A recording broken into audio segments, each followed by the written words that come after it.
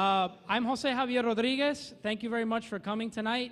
I know everybody's got a busy schedule, and this is an important issue for our community, so I really appreciate that you took the time out. I also want to recognize the Coral Gables Museum, who rented this space and got it ready for us very quickly. A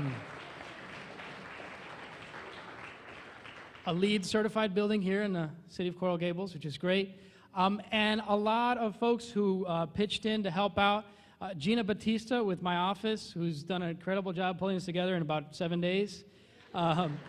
And she's handing out these comment cards. We're going to try to be a little bit organized, and we're going to do a little presentation, a couple presentations, and then try to get as quickly as we can to public comment, because that's really the point of tonight's event. So if you haven't filled one of these out and you want one, just put your hand up and we'll get one to you. So thank you.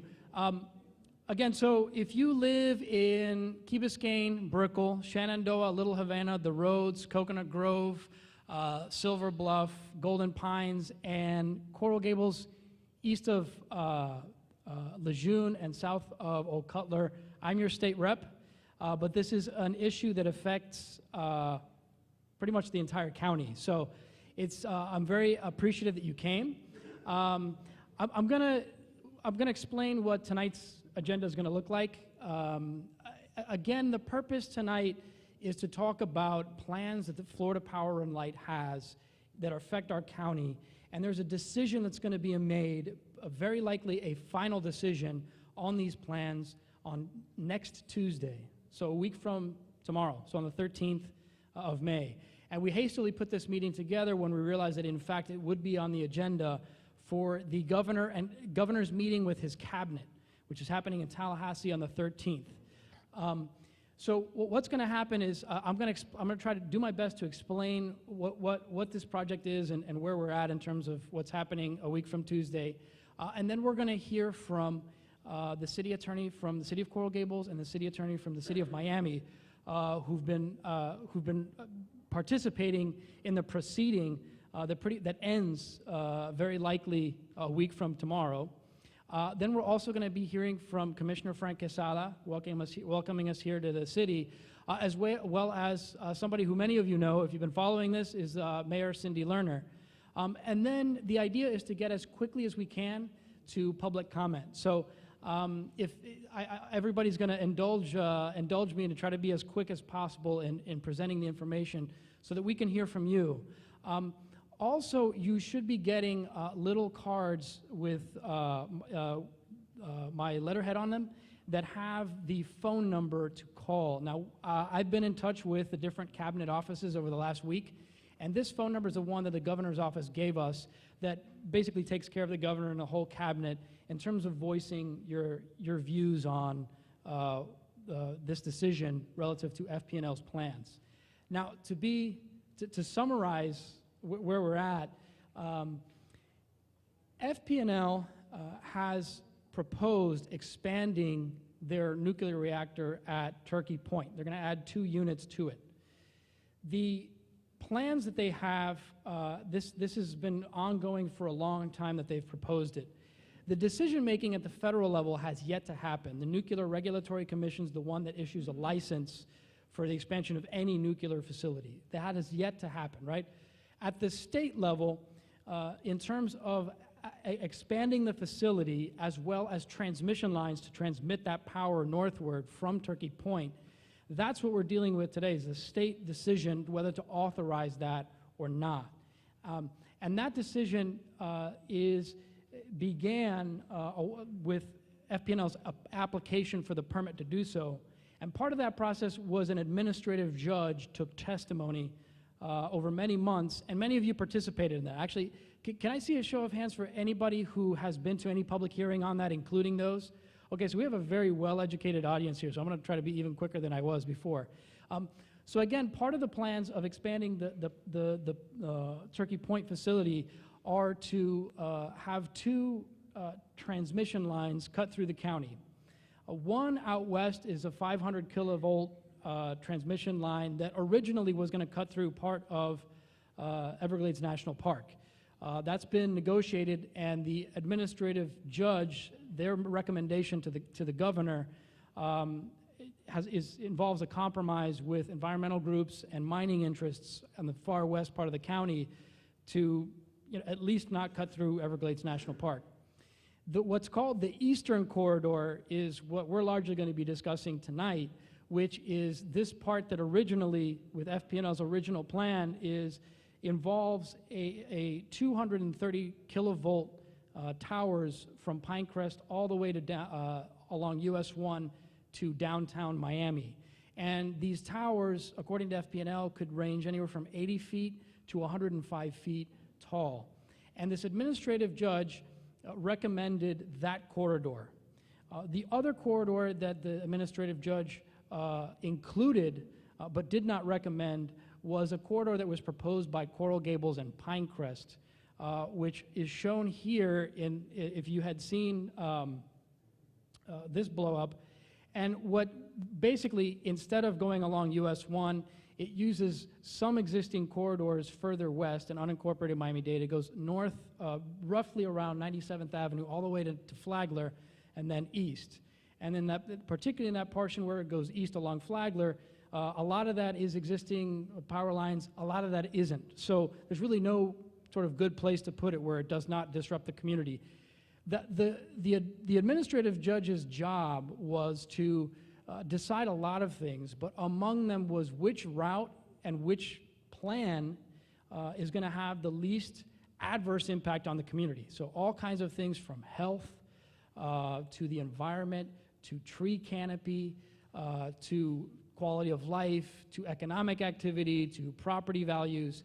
And on every single aspect, the administrative law judge's recommended order to the governor sides with FPL's plan.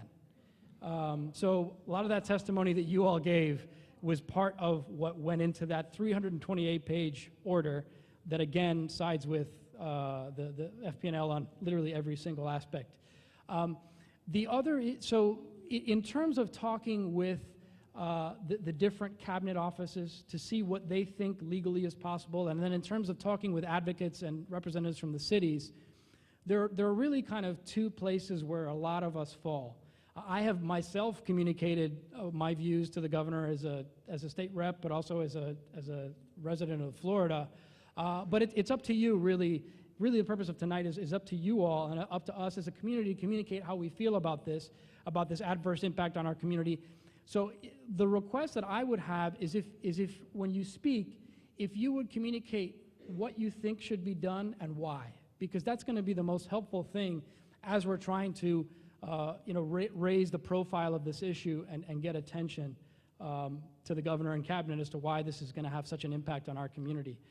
And so what I'll tell you is that what I've communicated is that what we'd like to see is a deferral of the decision, at least, because the Nuclear Regulatory Commission has yet to decide on this plan, but also because I feel reading the order that's before the governor, it doesn't include a lot of things that should have been taken in consideration. Just one example, how many of you heard of the Green Link? Yeah, a lot of you.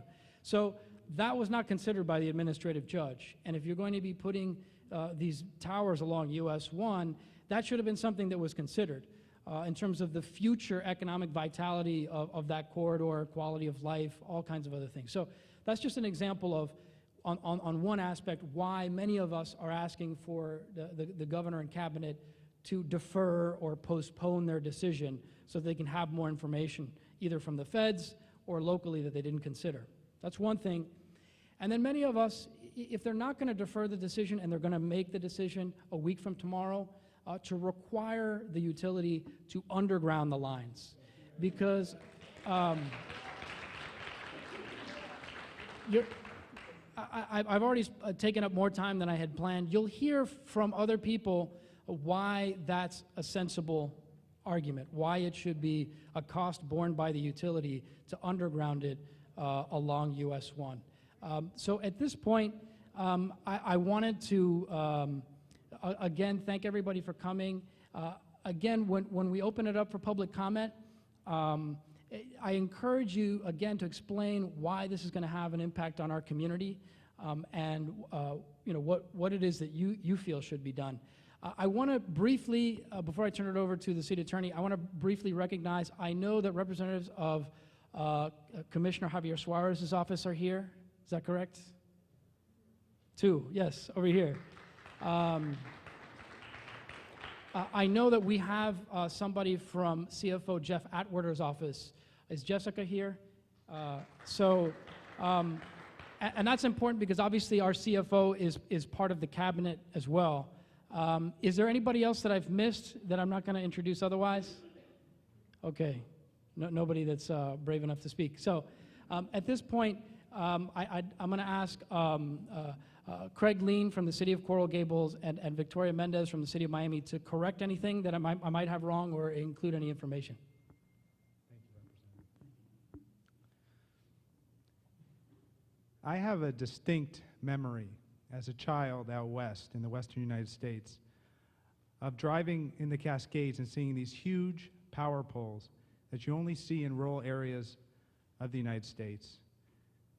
And let me tell you, I was stunned when I became city attorney of the city of Coral Gables, city known for its beauty, when this was the first issue that came to my attention, that there was actually a company that was regulated by the state of Florida that was going to ram these huge types of power poles right down the center of our communities.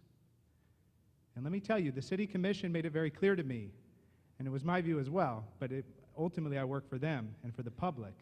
They made it very clear to me that we were against this and that we were going to do everything we can to do what was in the best interest of the public. And that's what we've done. And so what I wanted to tell you was two things that I think you should all think about going forward from here.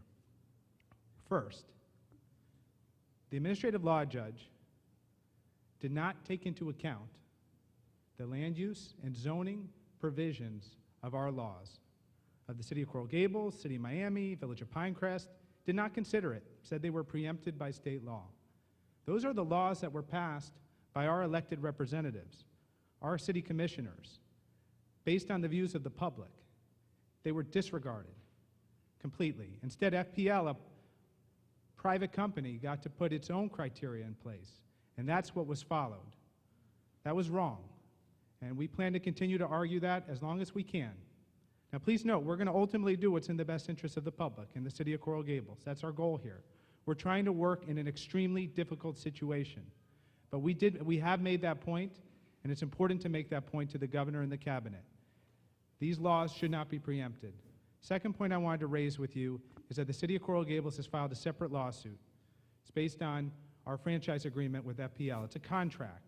We want FPL held to those contractual obligations that we agreed with, just like any other private party would be held to with a public entity or any entity. And we plan to continue to argue that as well. So all I ask is that you keep us in your thoughts, and we're going up to Tallahassee tomorrow. We're going to argue in front of the cabinet aides, and then we have an argument in front of the cabinet itself next week. Please keep us in our thoughts. If there's anything you can do or anything you can say, please feel free to do it. And I just wanted you to know that we understand how important this issue is to all of you. We've heard you, and on behalf of the City Commission, we're sending out everyone we can to represent you here. And we're going to try to get the best we can out of this very difficult situation. But I just wanted you to know that we are fighting. And I have here today Commissioner Quesada, who is here. It's so important to him. He came here today, and he's representing the City Commission. And I know Vicki Mendez is here, too, and she's going to be speaking as well. Good evening. My name is Frank Quesada. I have the great pleasure of serving as a city commissioner here in Coral Gables. I see many familiar faces. Thank you for coming out. I'll keep it real quick. I'm just echoing what the state representative and our city attorney mentioned. What's so very important to us, before I get into it, is what a wonderful museum we have, don't we? So if you haven't come to visit in a more pleasant scenario, please remember to come back. Now, as our city attorney Craig Lean mentioned, we are fighting this tooth and nail. We're doing everything we can. We really are. We've sent a lot of public notices. We were actually able to convince the cabinet and the administrative law judge to have one of the public hearings at the youth center in Coral Gables, which many of you raised your hands, you were there. It took some doing to get there so that we can actually make it after work and we don't have to drive up to Tallahassee or Orlando to hear our voices be heard. We are traveling tomorrow night to Tallahassee to meet with the junior cabinet on Wednesday. That's why this meeting is so important. You guys are giving us additional thoughts, additional arguments that we hope to use when we're in front of them on Wednesday morning, okay? The decision's gonna be made, I believe, on the 13th, which is next Tuesday. So this is it, okay? So as the state representative mentioned, if you agree with someone else's statements, just say, I agree with what he said, and move on. Let's just make sure we get all the great new arguments out. Again, we have briefed this backwards and forwards so many different ways. Again, we just want to make sure we're fully prepared for it. But I want to be clear, and for the Miami Herald article, please take a picture of this and put it in the Herald so the governor sees it. This is what we're talking about, okay? The picture on the top, he's not going to like it, I said, he's actually kind of a portly guy. Look how small he looks, okay? We're talking about huge poles that we're fighting against. We're trying, okay, we're trying to convince him to go underground. Unfortunately, the state statute and the stronghold that FPL has, I hate to say it, in Tallahassee makes it difficult for us. So good thing we're all working together to try to make it happen. I think the mayors and the commissioners in South Florida, I think you'd be very proud of them. Everyone's really been trying to work hard to make this happen. I will pass it on now. Please give us your comments, give us your thoughts, and pray for us. All right, thank you so much. I'm going to pass it over to the city attorney for the city of Miami, Vicky Mendez. Thank you.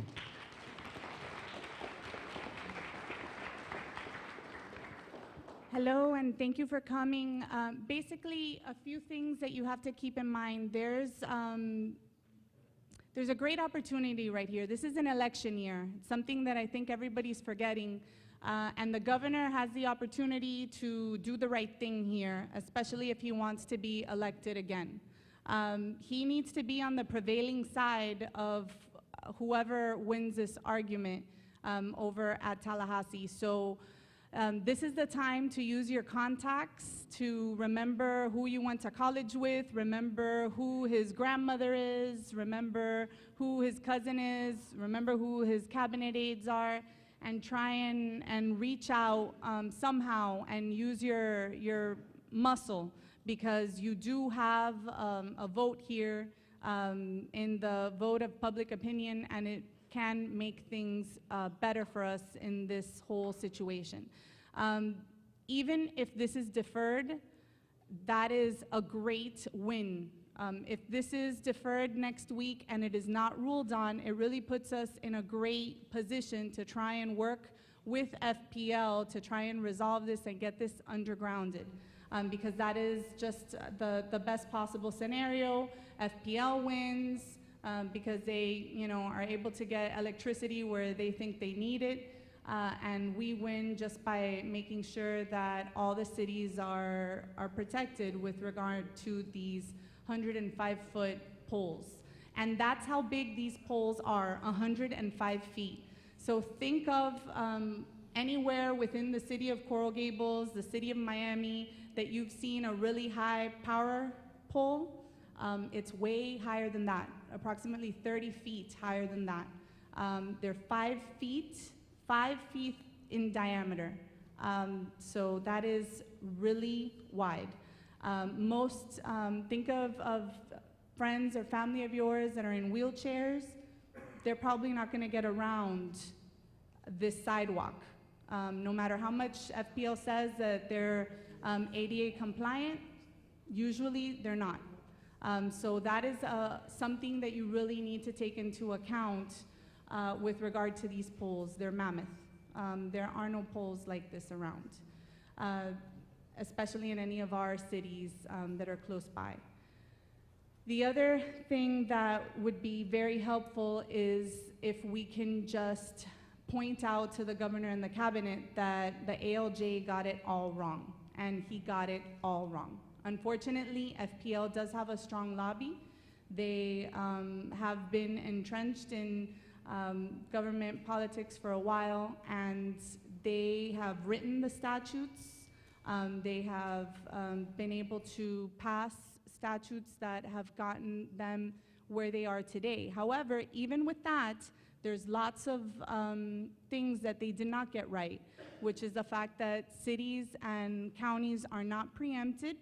They need to comply with land use and zoning. If not, the statute would have said that they do not need to comply. And nowhere in the statute does it say that they do not need to comply with our land use and our zoning. Specifically, the fact is that either down US 1 or any of their alternate corridors on the east side, it's predominantly single-family homes. These would be in front of single-family homes because the corridor right now is a mile long. So let's say that they want to put it up US 1, chances are that they'll put it right in front of a single-family home, not necessarily anywhere in US 1. Or if they say that they're putting it elsewhere, they have a mile wiggle room, a mile. Think of how long that is. Through the hearings, all they did was their preferred route.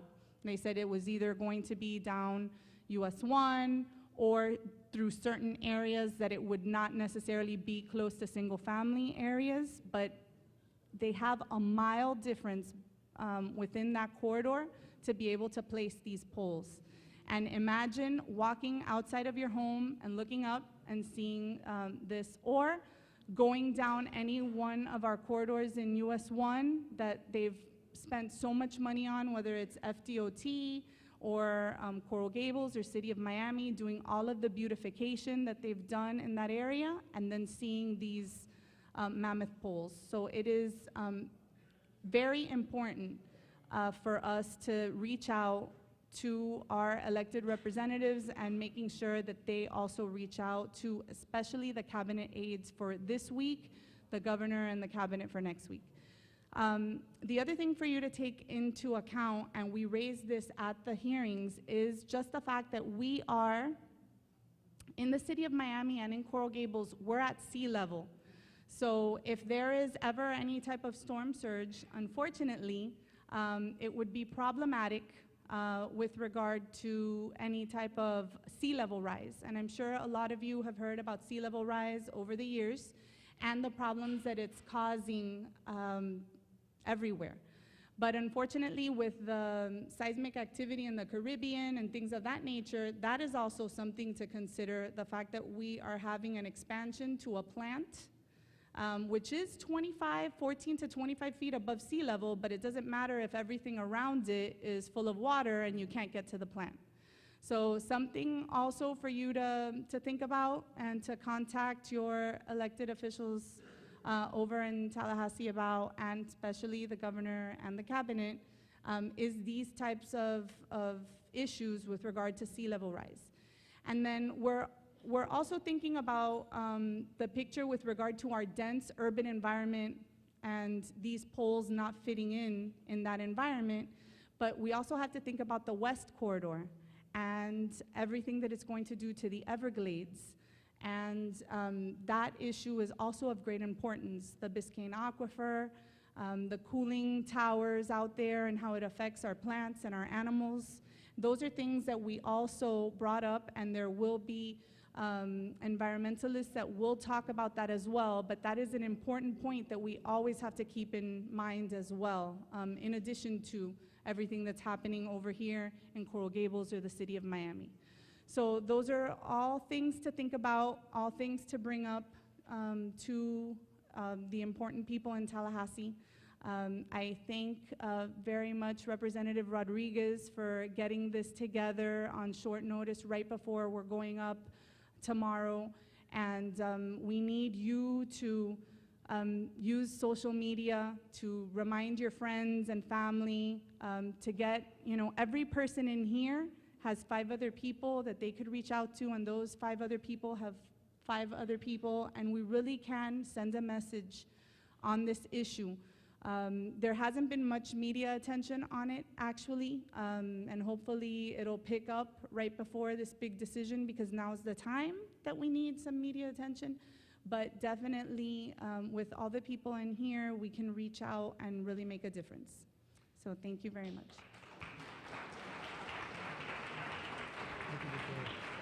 Thank you. Okay, so at this point, we're gonna, is Mayor Lerner here? Oh, there you are. We wanted to ask Mayor Lerner to give a few words before we open it up to public comment. If you haven't filled out a card, please put it up. And one thing that we're going to be handing out right now is a sheet that looks like this. This has the phone number for the Governor's Cabinet Affairs Office. And hopefully this is going to be part of the media coverage.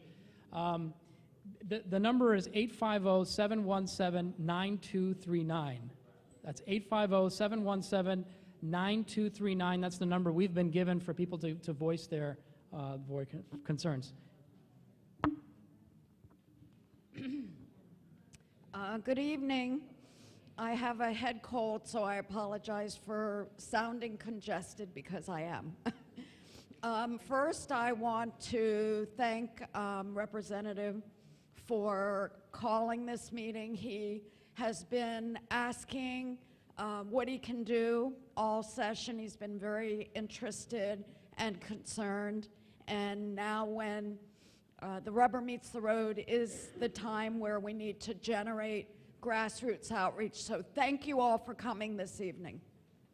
I see Mayor Stoddard's wife is here, and I just want to acknowledge that he has been every step of the way as strong of an advocate and an activist and a fighter on this issue on behalf of all of us, and would be here tonight but for the fact that he's going to Tallahassee, so he had to move his city commission meeting to tonight. So his spirit is here and his wife is here. And I just wanted you all to know that we as a region have been arm in arm fighting this battle. It is in fact a David and Goliath battle, not just because Florida Power and Light is the powerful investor-owned utility that literally dictates all energy policy in the state of Florida. Let me say that again. The investor-owned utilities dictate all energy policy and law, and who's going to sit on the Public Service Commission in the state of Florida. And it has been so for several decades, and that's one of the things that we need to stop. With a new governor, hopefully there'll be a chance to do that. So when Pinecrest and all of the cities along US 1 were first notified by Florida Power and Light that they intended to declare US 1 as their preferred corridor, the very first thing we did, and this was back in 2009, was to write a letter to the State Department of Environmental Protection, which is the agency that oversees the siting of plants and power lines. Our letters very naively said, we would have no objection if it were undergrounded, so please consider making that a condition. And from that time forward, we then came to understand undergrounding is not on the table because the law does not allow them to set conditions. It's either this corridor or this corridor, but you can't say uncondition that. So over the last several years, we've tried to negotiate with Florida Power and Light to come up with resolutions with changes to law that would work for all of us. You want to put your power lines in? Fine. Let's put in a law that says you must underground it in conditions where you're putting in a nuclear power plant, it's going down high density, high commercial area, then they'd be forced to do it. They wouldn't agree to that. So the underground, and plus the undergrounding, nobody knows exactly how much it would cost because they haven't taken that on as a policy, and they have not studied undergrounding since 2006. So we've asked every year for the legislature to do a study. Update yourselves and find out how much it costs. They are undergrounding electricity all over the world. Why won't you figure it out and do it here? And they've refused that as well. So We go every year, we talk to the cabinet. We knew that we were coming up to this day of decision that we will be facing next week. And to the extent it can be a political decision because it is a political year, this is where you all come in. This is where you all must engage everybody that you know to call the governor, heap the pressure on not only the governor, but our congressional representatives. Our congressional representatives have that same responsibility to advocate for us, and they should be engaged in this as well. So I would encourage you to do that. And then finally, FPL has made the argument that it's an aesthetics issue for us. And one of the things that we did do, and our attorneys did an incredible job. I sat in on the hearings for several days and was so impressed with the work that our attorneys did.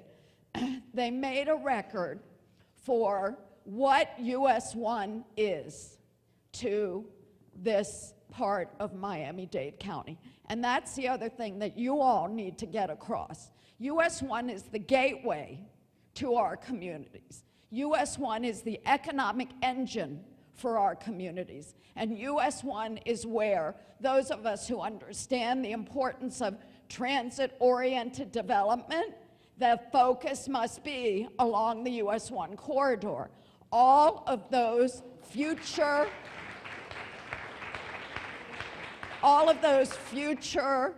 goals that we have for US 1 will be destroyed in a second as soon as those poles go up. Those poles turn it into an industrial wasteland. And I don't even call them poles anymore, I call them monstrosities, because that's exactly what they are. So those of you who wanted to see Greenlink, Mayor Stoddard and I wrote a letter to the editor after those beautiful op-ed pieces on Greenlink to warn you. Greenlink and those monstrosities are mutually exclusive of each other. So you want to focus on all of those different indicia of why they are harmful, destructive, and must not ever be allowed.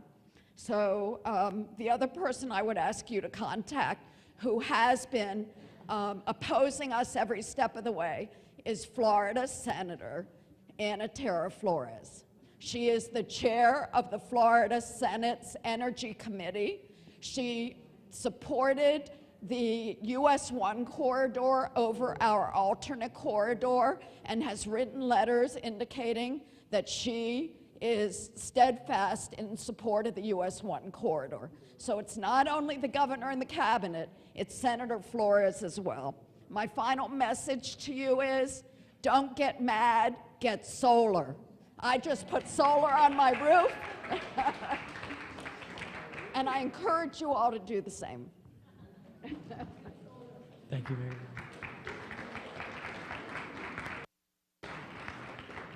All right, so we're going to ask people to limit themselves to 2 minutes. Again, 2 is a maximum. If you can say it quicker, that leaves room for more people.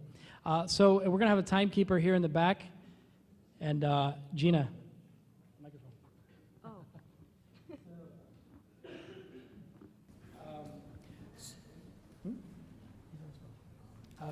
So we're going to hear from Sally Phillips from South Miami. Hold on a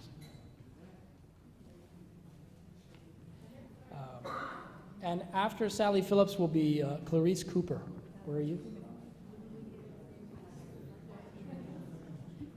Yes, I'm from South Miami, and what I'd really like to know is they have been collecting our money ahead of time to develop all these new things. How much money have they collected? And isn't it enough to put it deep enough underground so that nobody is going to get sick and nobody is going to have dementia? I don't, why are the Everglades and the animals and the plants more important than the people who live nearby these poles? And it may be ugly, but that's not nearly so bad as the fact that it's dangerous to our health, to our kids, and to ourselves. Thank you. So we're going to hear from... Yes, so we're going to hear from Clarice Cooper. Where are you?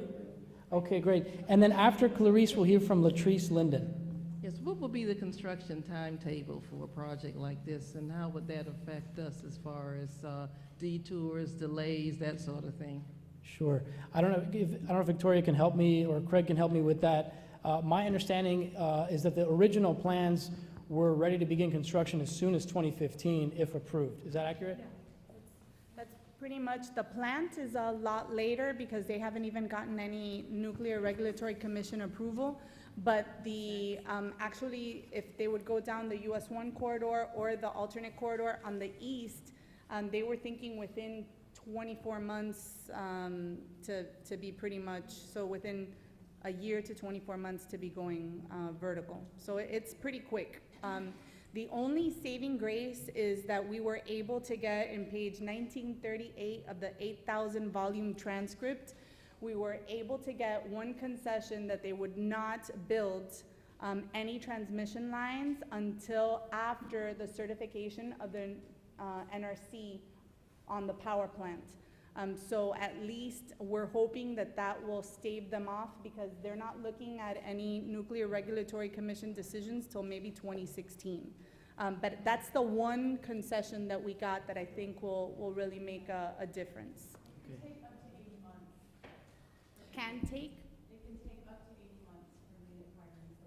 Sure, but in any case, the final decision, again, could very well be a week from tomorrow. So for our purposes, if we're not calling in and making our voice heard in terms of how we feel about this project, then all these options, it could be decided for us. So again, a week from Tuesday. And the phone number which you have, excuse me, sorry, just for people who may be watching at home or maybe watching at a different time, is 850-717-9239. The city of Coral Gables has a pending lawsuit, as I mentioned before. Our view would be that lawsuit would need to be finished. And if we win the lawsuit, we plan to seek an injunction based on it. So, in our view, as long as that lawsuit's pending, we don't think they should build these poles. However, the reason why this proceeding is so important is, it's my view that FPL is trying to say that if they win this proceeding, they're going to probably try to use that in the other proceeding. We don't think it's proper, but we think that that's what they're going to try to do. So it's very, very important to prevail in this proceeding so that we can try to prevent them from doing that as well. Thank you. So we're going to hear from Ada Bill in Coral Gables. Where are you? Back there. And then after Ada, we're going to hear from Nadine Johnson. Where are you? Okay, all the way on the other side. And anybody can feel free to come up when I call you to come and speak at this microphone, so we don't have to go and find you. So feel free to. Hi, thanks. Hello, Representative. Thank you. I'm Ada Bill, and I've been a resident of Coral Gables since I was 10 years old, and I've lived here my whole life. I do work at FPL, but I come here today as a resident, and I just want you to know that I think that part of an important infrastructure is a transmission grid. If we learned anything from the blackouts in the Northeast, is that we need good infrastructure. And a robust transmission system is part of that strong infrastructure. And the US 1 corridor, I think, is a reasonable place to place infrastructure. And I don't think it's fair that we impose the parts of infrastructure that we don't like on communities that are less affluent. And I think that as Coral Gables residents, we should own our own fair share of infrastructure, and that's why I think that's a reasonable place to place the transmission lines. Thank you. Nadine Johnson, feel free to come up here. And after Nadine, we'll hear from former Mayor Maurice Ferre. Hi, I live in Coconut Grove. Part of my question was answered about the lawsuit. I mean, I wondered if we couldn't possibly slow this down, delay this with an appropriate lawsuit. My other question was, how far apart would these be, just so I can give information to people as I talk to them? It depends. If it's, they could be anywhere from 200 to 500 feet apart. If they're in smaller areas, they have to be, like more constrained areas, they have to be about 200 feet apart. So that's pretty much every 4 houses. If you were going to, and Coral Gables has some bigger lot sizes, but pretty much 3 houses. In Coral Gables, you can drive down US 1 and Ponce now. We have much, much lower distribution lines in the city, and it's going to be a pole-for-pole replacement, but just imagine much taller lines. And the other thing you should think about is that, you know, when talking about the transmission grid, the city of Coral Gables is being asked to bear these transmission lines, but they're for the benefit of the entire state. So our land use and zoning codes are being undermined significantly by FPL, and it's not for the benefit of Coral Gables, it's for the benefit of the rest of the state. That's really why, in the end, FPL should be forced to underground these lines, and the entire state should have to bear the cost.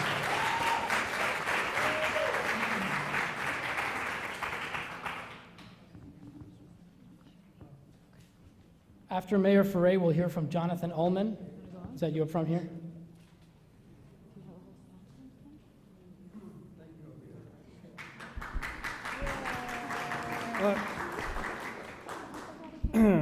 I'm Maurice Ferre. I've served you as a legislator, as a city commissioner of Miami, a county commissioner, and 12 years as mayor of Miami. I currently serve on the MPO and on the Florida Transportation Commission and at MDX. Just to tell you about my interest in public issues. You cannot take politics out of politics. The issue is Tuesday. It's not the election. The election is in November. This decision is Tuesday, a week from Tuesday. Now, these things have linkages, and here's how it works. You get a little thing here, and you leverage that, and you get something else.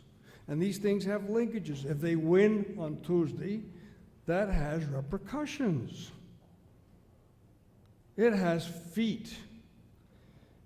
Florida Power and Light has the best lobbyists in the state of Florida. Now, I'm a politician, so I count. When I walked in here, you know how many of you there are here? 150.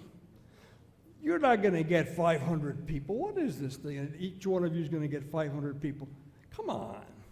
We're talking about so let's put this in perspective. The governor has to be on the prevailing side. Did you hear that? You understand what that means?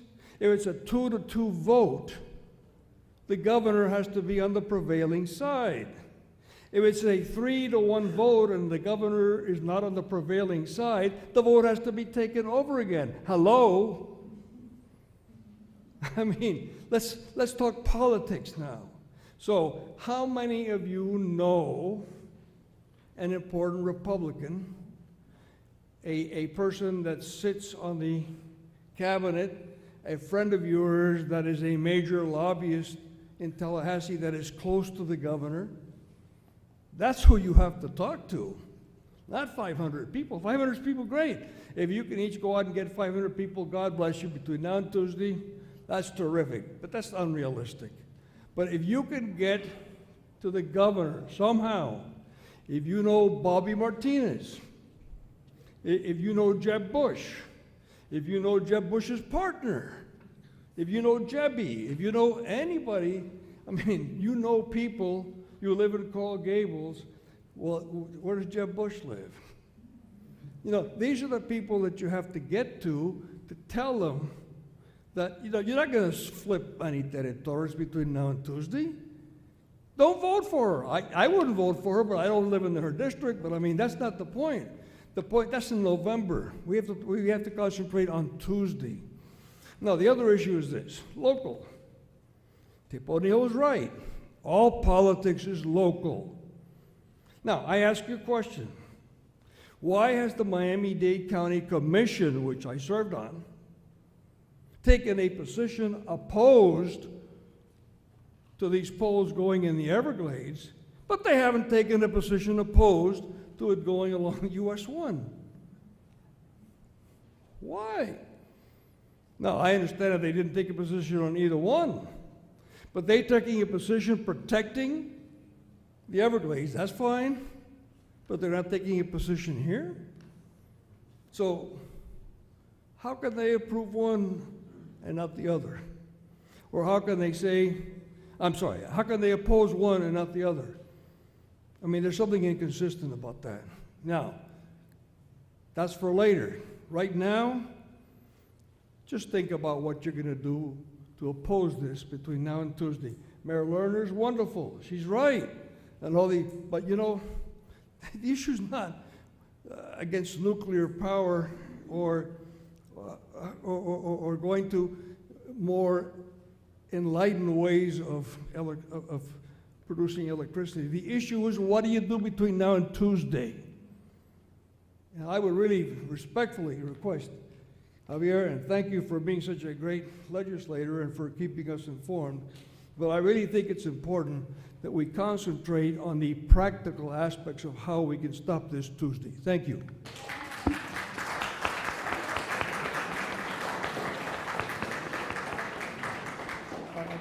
Jonathan Ullman, followed by Mary F. Williams. And again, feel free to come up to this microphone if you can. And our timekeeper, are you still with us, timekeeper? Okay, good. So if you see that go up, your time's up. Thank you. Hi, I want to thank Representative Rodriguez for holding this meeting. My name is Jonathan Ullman, and I'm the South Florida Everglades organizer for the Sierra Club. The Sierra Club has opposed this nuclear expansion for many years, and I'm glad to say that it's starting to get some traction. We've opposed this project because it's too expensive, it uses too much water, it's in an area that will be soon underwater because of sea level rise, it's in Hurricane Alley, it's clustering 4 nuclear reactors in one area on the coast, just like Fukushima. It involves wetland destruction, massive power lines in the Everglades and urban areas, and it's very dangerous. And of course, there's no place to put the waste. I want to tell everybody here who is concerned about the power lines in their neighborhood, or some who are trying to pit the Everglades versus the urban areas. I want to tell you that if you are concerned about these power lines, you have to stop this plant. That is your best way of stopping the lines. You need to tell the governor and cabinet, which is going to vote on 3 things on the 12th. They're going to vote on the eastern corridor, the western corridor, and the siting of 2 new nuclear reactors. You need to tell the governor and the cabinet now, and you need to send a letter to harolded@herald.com right now saying that this community, just as City of Miami does, opposes these 2 nuclear power reactors. Okay? And if you do that, you're not going to have any lines.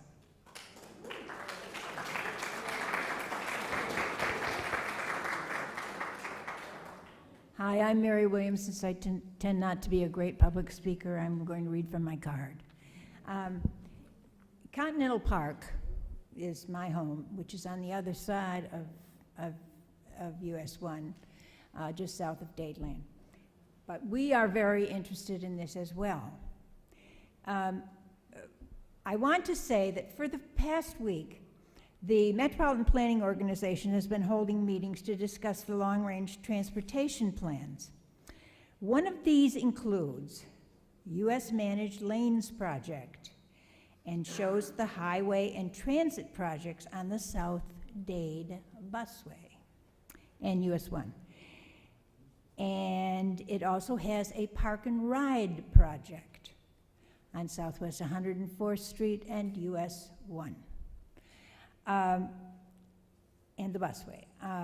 Now, there are a number of projects in this thing that are proposed along US 1, both roadway and transit improvements. I and the president of our homeowners association are members of the MDX Citizens Advisory Committee on the proposed managed lanes, which are going on the busway. The managed lanes is another word for toll roads. They want to build, they're in the middle of a 3-year project a 3-year study for managed lanes on the busway. Some of them, up to 3 to 4 lanes, toll lanes, plus the roadway for the buses. And all of this is going to go into the South Dade Transit building, and also into the Palmetto Expressway. Oh, okay, sorry. My point is that I would like to know how these plans have been coordinated, and if they have not, as ratepayers, you and I will pay for putting the poles up, poles we don't want, and then taking them down so they can do this other planning, and then we'll pay to put them back up again. Thank you. Thank you. Thank you, everyone. So we've received a lot more cards, so we're going to ask people to limit themselves to 1 minute. We're going to hear from Barry White. Okay? All right, you're going to get a song here. And all right. Can somebody give us a note? And then after Barry White, Holly White. Great, that makes it easy. Thank you. Okay. The grid is your enemy. That's what you're against. In 1885, Edison built a power plant in Manhattan, used the grid to transport the power. 125 years later, we're still doing the same thing. The grid is dangerous. It's subject to solar flares, terrorism, hurricanes. The grid is your enemy. It should only be used for connectivity, because today, the source of power should be on your homes, and it will be. The use of power is declining. This is old technology. That's your number one message to Tallahassee. They are approving old technology that's dangerous. If there's solar flares, they have to monitor it. You know they have to take down the grid if there are solar flares. Number two, there is no franchise agreement. It's not a contract. It does not have consideration. It's an illegal document. And it's because of the franchise agreement and the 6% that you're all paying on your phone bills, which you did not approve, which is illegal. The franchise agreement should be rescinded because it is not a contract. There's no consideration. I'll send you a document on that. Thank you. The health. Thank you. Mayor Stoddard will tell you. You're gonna have to drag me off. Mayor Stoddard will tell you. We might have to, just to be respectful, please, just to be respectful of we have a number of people who are going to speak. You wanted some things that are going to work. I've been working on this for 5 years. I filed, number one, if you could Turkey be Point. respectful of people's time, we just I'm told sorry. you that Turkey we're gonna Point keep it will to a cost you minute. $27 billion. That's $6,500 on every one of your homes, or 3% of the value. It'll never be built. And it's 4.4 million homes. The future is the decline in the centralized use of production of power is declining. Thank you. Holly White, thank you. Thank you very much. And after Holly, we'll hear from Martin Lampkin. Okay, I'm Holly White. I represent Continental Park Homeowners Association, which is on the west side of US 1, on the other side of the highway from Pinecrest. However, we have worked closely with Cindy, been to a lot of her meetings, have kept in contact with her. And we have a situation in our neighborhood where if the corridor that is going down US 1 is not going to go down US 1 in Continental Park, it's going to go off of US 1 onto 77th Avenue and go to North Kendall Drive, cross North Kendall Drive, and from there I'm not sure whether they're going to go east or west. But because of that little jog, it's going to go onto one of our residential streets where many, many people live. My offer would be to put those poles underground and also put the poles that are already there underground in the swatch of land that's behind the falls, and change that into a bicycle path, walking path for strollers and dogs and all those kinds of things, it would be a great addition to our neighborhoods. Thank you. So after we hear from Martin Lampkin, we'll hear from Nati Goldstein. Okay. I received something in the mail, like my light bill.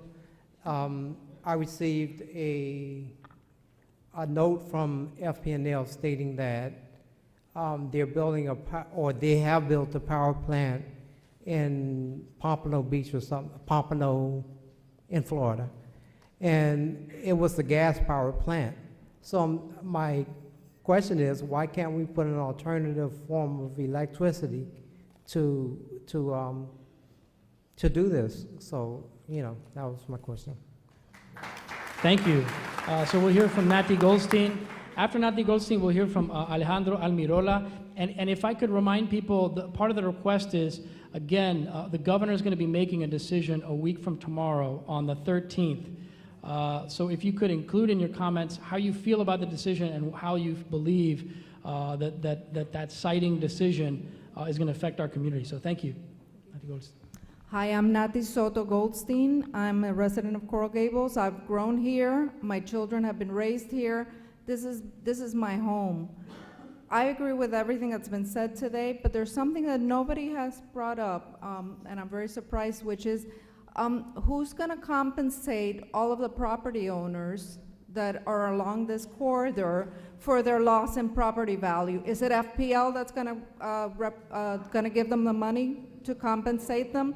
That money can be best used digging the ground up and putting those lines underground.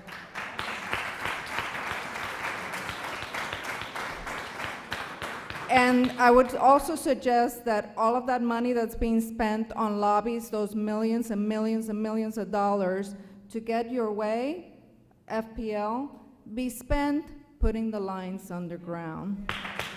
Thank you.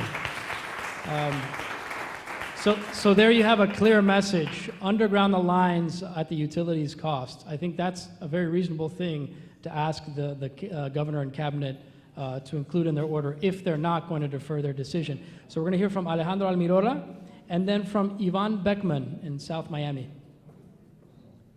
Hello, everyone. I'm Alejandro Almirola. I'm a lifelong Miami resident. And the biggest question is, do we really even need these power lines? I mean, you know, why don't we invest in solar energy where the sunshine stays? And it's just so stupid that we're thinking about these power lines that are like, we're investing in nuclear energy and a nuclear bomb, just, Chernobyl, Fukushima, we're just investing in something that's going to get underwater and blow up in our face. So instead, why don't we invest in solar energy? Especially, it's weird that FPL wants to invest in nuclear energy when there's, bombarding us with those greenwashing commercials of solar energy and how beautiful sunlight, all that stuff. So how about investing in solar energy? It's much cheaper just to put solar panels in everyone's houses, create our own electricity, and then the excess electricity we'll just sell back to FPL and make money off of them instead. Thank you. Wow. So so an alternative to limiting your comments to 1 minute is to speak very, very fast and efficient. That was great. And presumably he's opposed to the plans and will be calling like many of you. So we're going to hear from Yvonne Beckman, and after Yvonne, from Sally Phillips. Pardon? Oh. South Miami. She already spoke. She did speak. I just went to a rally against the Exxon pipeline in front of Mr. Nelson's office, and a lot of organizations were there. Credo, 350 Org, Sierra Club, the Audubon Society, and they asked us to ask our officials to ask the Tallahassee officials to say that we do not want the power plants, the nuclear power plants, because ostensibly the power that is developed in those plants is going on those high power wires to the north. They're not even used in South Florida. So that's, if you please tell the Tallahassee people and the governor, please do not build nuclear power plants. Thank you. Thank you. Next, we'll hear from Antoinette Fisher, and after Antoinette Fisher, Claudia Sucar. Antoinette Fisher, South Miami. I have been to the last 4 hearings, and I've spoken at a couple of them. And I also, as I spoke, I gained more knowledge from the other speakers. I listened to Cindy Lerner speak many times, Mayor Cindy Lerner, excuse me, Mayor Lerner, speak, and she referred to the need for relying on solar energy. We need solar energy farms. And with all of the sun that we have shining down here, there is absolutely no reason why, no legitimate reason why this hasn't happened yet. Then we also need to have the decommission of Turkey Point. It's dangerous, it's 40 years old. Thank you. Over 40 years old now. It's environmentally unsound. And I listened to Laura Reynolds, who is the executive director of the Audubon Society, very close by to us in South Miami. And she mentioned that there has been deep underground injection of nuclear waste for decades now. Obviously, this is wrong. We don't know what the long-term effects, unforeseen negative consequences are going to be of injecting all of this nuclear waste underground.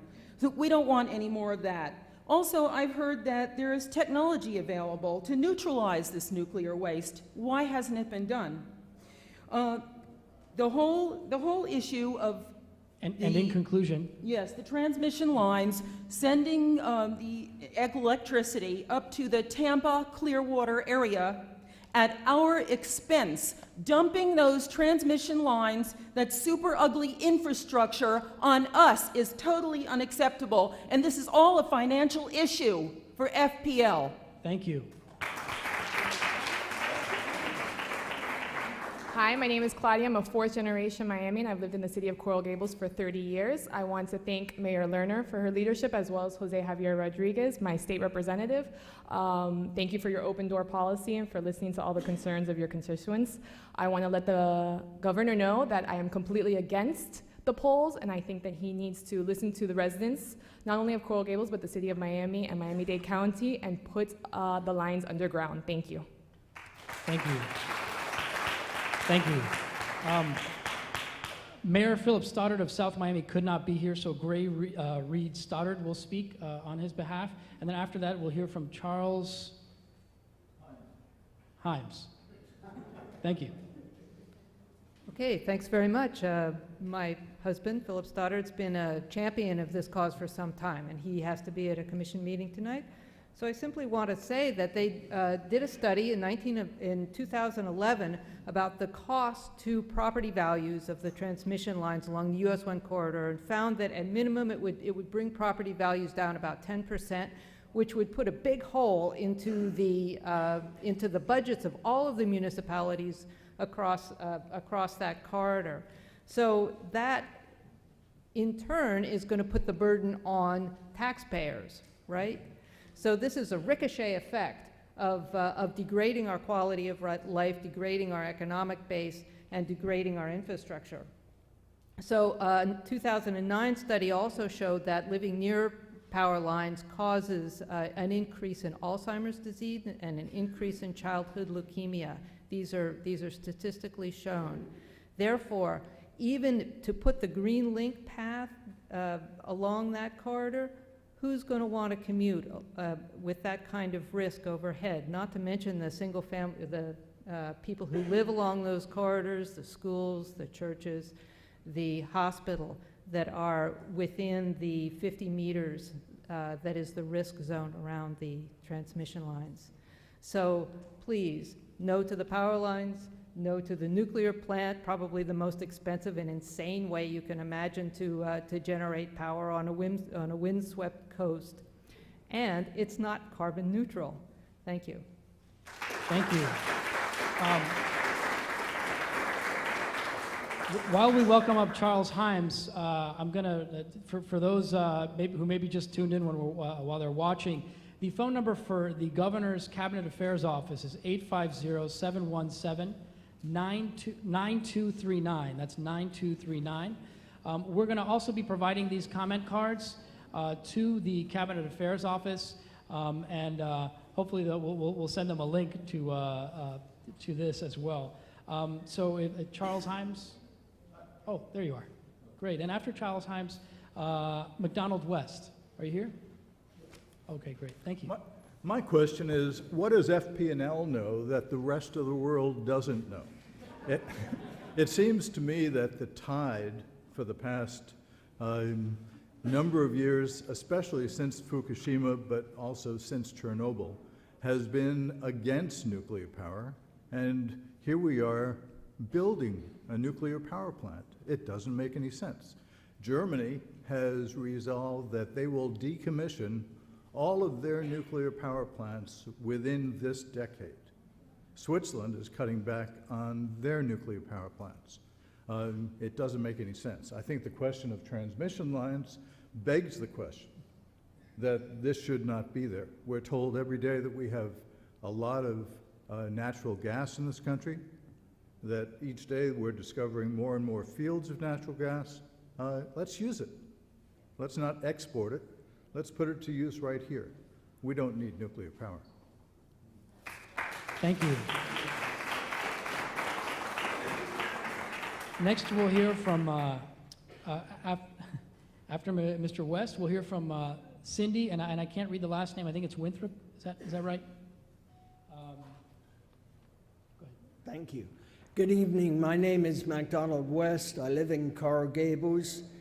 I am totally opposed to the overhead power lines down US 1. First of all, if you look at the size of these, they are 2.5 times as high as the existing power lines that are on Ponce de Leon Boulevard, parallel to US 1. They're equivalent of a 10 to 11-story building. There'll be a blight and a scar through the center of our community. Secondly, I'm opposed to the power plant.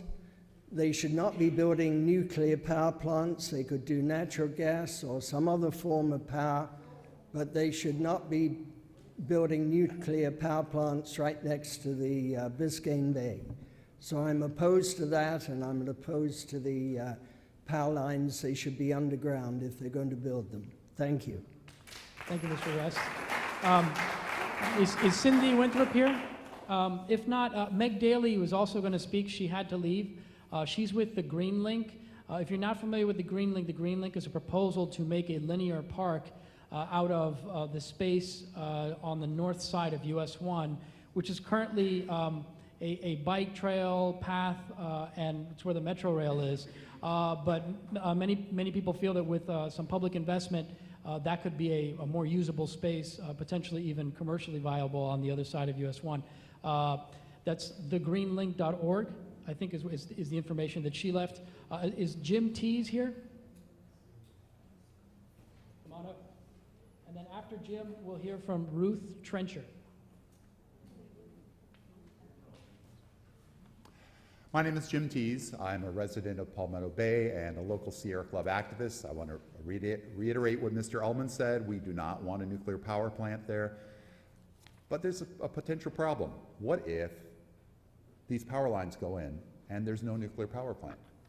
There's nothing to prevent Florida Power and Light from turning around and saying, oh, we changed our minds, it's too expensive, it's too risky. If they build a power plant there and the power line's already there, they've won.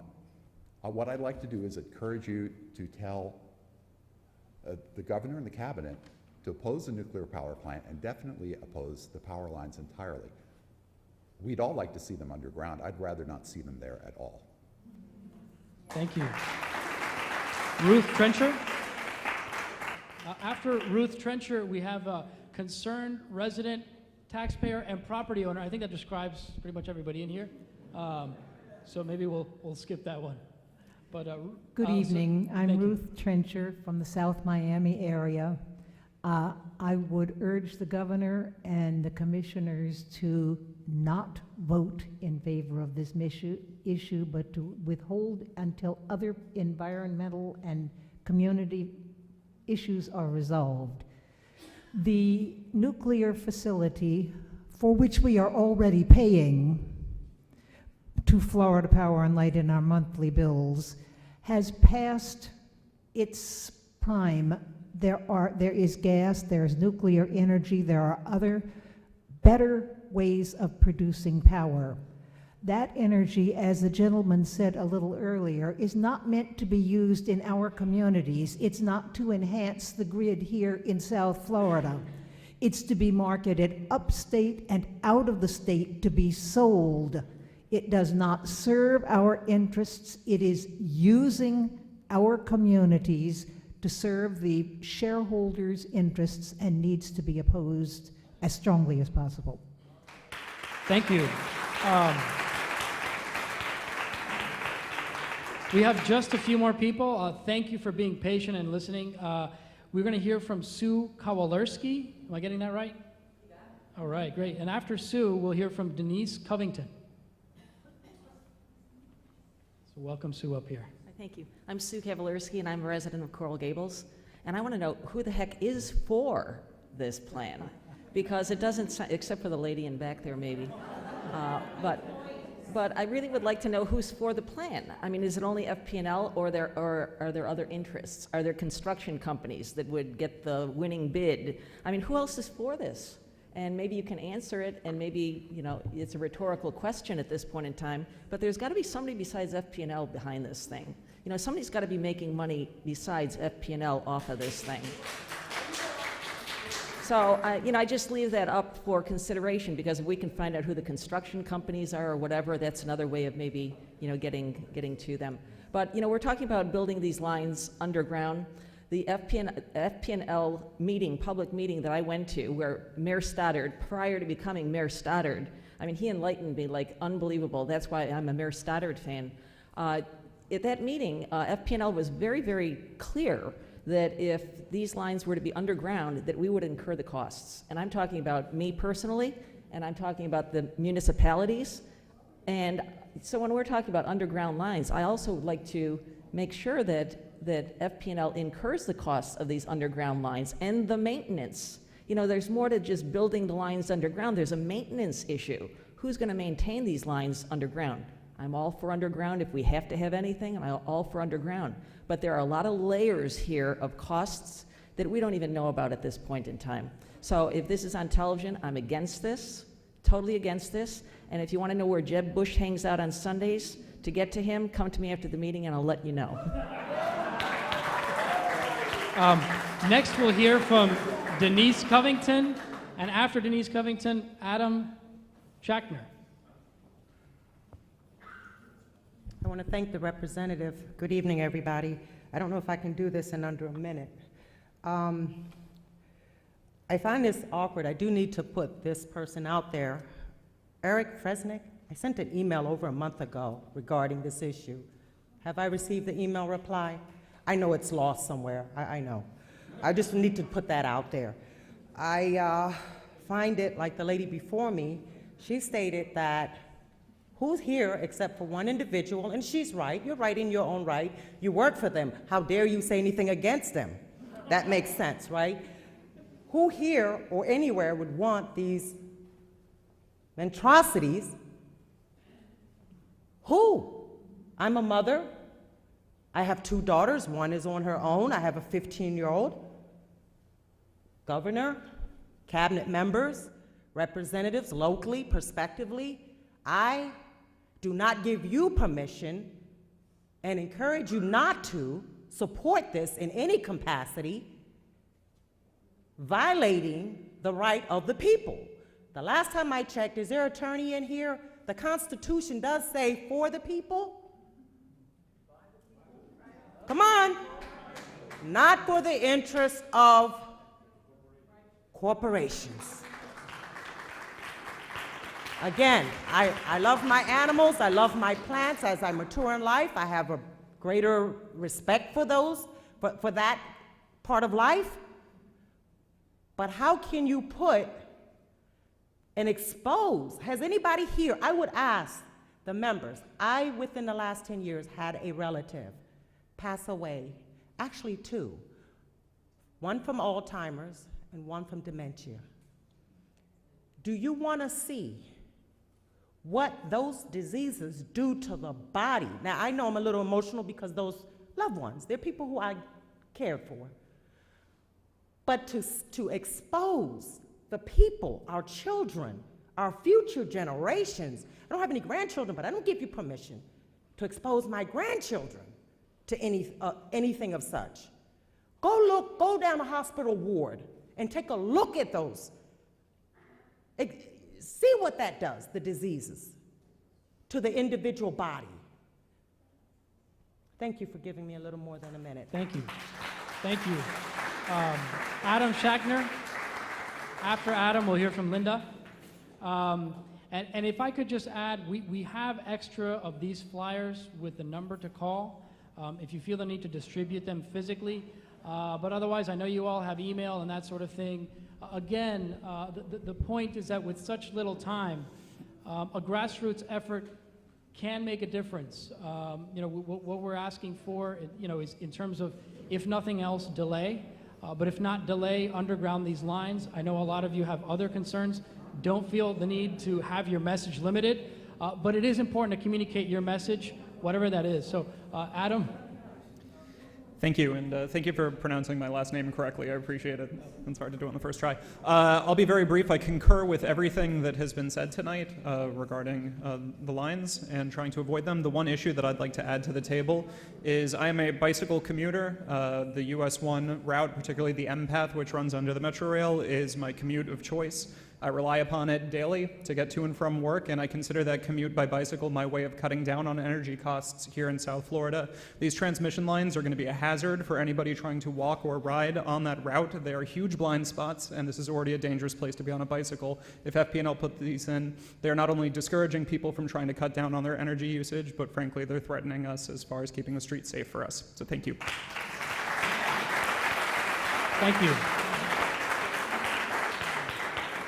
One last person who didn't want her name on, and then after we'll hear from Gina. Oh, I'm sorry, Linda. Hi, I'm the concerned resident. I didn't want to come up and speak, but I decided I would. I live on 77th Avenue. I also have a property in Coconut Grove, so it affects me a lot, but I don't even really care about that. What I care about is the impact to the community. I'm against the development, and I also have a question, which is, since when, and I think this is really relevant, and it was referred to earlier, since when is big business more important than the voice of the people? And for me, that's the issue here. And the other thing I thought of also was, when you guys go to Tallahassee to make your argument, they're expecting you to come and argue against. Might it be, a tactic to argue for, to argue for good health, to, argue for healthy communities, to argue for, progressiveness in terms of not having nuclear power? So I really didn't want to get up to speak, but I had to, so sorry, thank you. Thank you. Thank you. And I think that's a very good suggestion that I think others have echoed in terms of what could be along the corridor that would no longer be possible if these towers were put in place. Linda, I'm sorry you were supposed to speak earlier, but we'll hear from Linda and then from Gina. Good evening, and thank you for hearing us today. Thank you, Maurice Ferre, for what you said about politics. So this is my message today. Dade County Commission, it's time for you to step up to the plate, listen to what the people in this community are saying, and be part of the solution of keeping this happen. We don't need more nuclear plants, and we certainly don't need our water supply endangered. So when you say no to the lines going through the Everglades, I have to assume you want to protect our water source, okay? But I also know from MPO meetings that they're expecting 35% of growth between 2010 and 2040 in this community, and hopefully most of that growth will happen along the corridors where transit is. So, this is again my question. Maybe you're saying no to putting it in the Everglades because of wildlife, but if you put this along the highway, then does that mean we discourage growth where it needs to happen, where there's public transportation, and go ahead and extend the UBD and let the urban sprawl continue to happen?